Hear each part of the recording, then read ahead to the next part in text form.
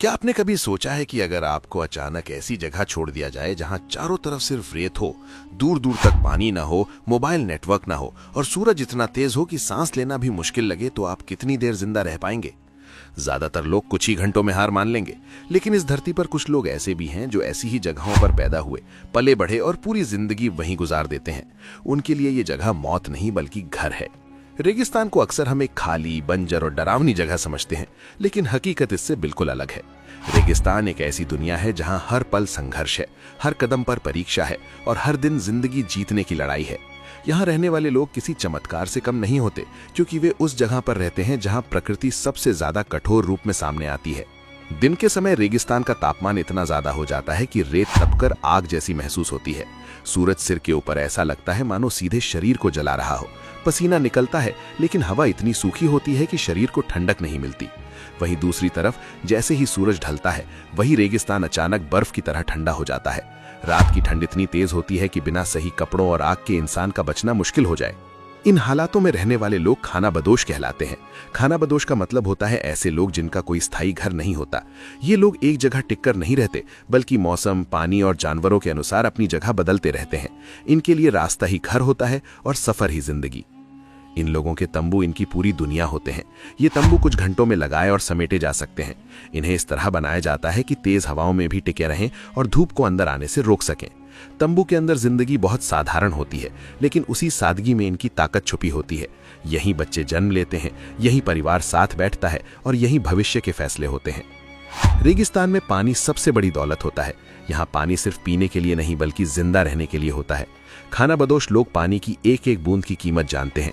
वे जानते हैं कि कहाँ जमीन के नीचे पानी छुपा हो सकता है, किस पौधे के आसपास नमी मिलेगी और किस मौसम में किस दिशा में जाना सुरक्षित है। इनके लिए आसमान का रंग, हवा की चाल और रेत की खुशबू तक संकेत होती है। ऊंट रेगिस्तान की जिंदगी का सबसे अहम हिस्सा होता है। ऊंट को रेगिस्तान का जहाज यूं ही नहीं कहा जाता। ये जानवर बिना पानी के कई दिनों तक चल सकता है, भारी बोझ उठा सकता है और तपती रेत पर आराम से सफर कर सकता है। खानाबदोश लोगों के लिए ऊंट सिर्फ एक जानवर नहीं बल्कि जीवन साथी की तरह होता है। ऊंट का दूध, ऊंट का सफर और ऊंट का व्यापार, सब कुछ इसी पर टिका होता है। रेगिस्तान में रहने वाले लोगों के कपड़े भी बहुत सोच समझकर बनाए जाते हैं। ये कपड़े ढीले और लंबे होते हैं ताकि शरीर को धूप से बचाया जा सके। सिर ढकना यहाँ परंपरा नहीं बल्कि जरूरत है। रेत के तूफान में अगर चेहरा ढका ना हो तो सांस लेना भी मुश्किल हो सकता है। यही वजह है कि इनके कपड़े सदियों से लगभग वैसे ही हैं, क्योंकि प्रकृति ने साबित कर दिया है कि यही सबसे सही है। खानाबदोश जीवन बाहर से जितना रोमांचक लगता है, अंदर से उतना ही कठिन है। यहाँ एक छोटी सी गलती जानलेवा हो सकती है। रास्ता भटक गए तो कई किलोमीटर तक कोई मदद नहीं मिलेगी। बीमार पड़ गए तो डॉक्टर नहीं बल्कि अनुभव ही इलाज बनता है। फिर भी ये लोग शिकायत नहीं करते, क्योंकि उन्होंने हालात से लड़ना सीख लिया है। इनकी संस्कृति बेहद समृद्ध होती है। इनके गीत, कहानियां और परंपराएं किताबों में नहीं बल्कि जुबान से जुबान तक पहुंचती हैं। आग के चारों तरफ बैठकर बुजुर्ग जो कहानियां सुनाते हैं, उनमें इतिहास भी होता है, सबक भी और जिंदगी का सच भी। इनकी याददाश्त बहुत मजबूत होती है, क्योंकि लिखने से ज्यादा याद रखने पर भरोसा किया जाता है। बच्चे यहाँ बहुत कम उम्र में ही जिम्मेदारी समझने लगते हैं।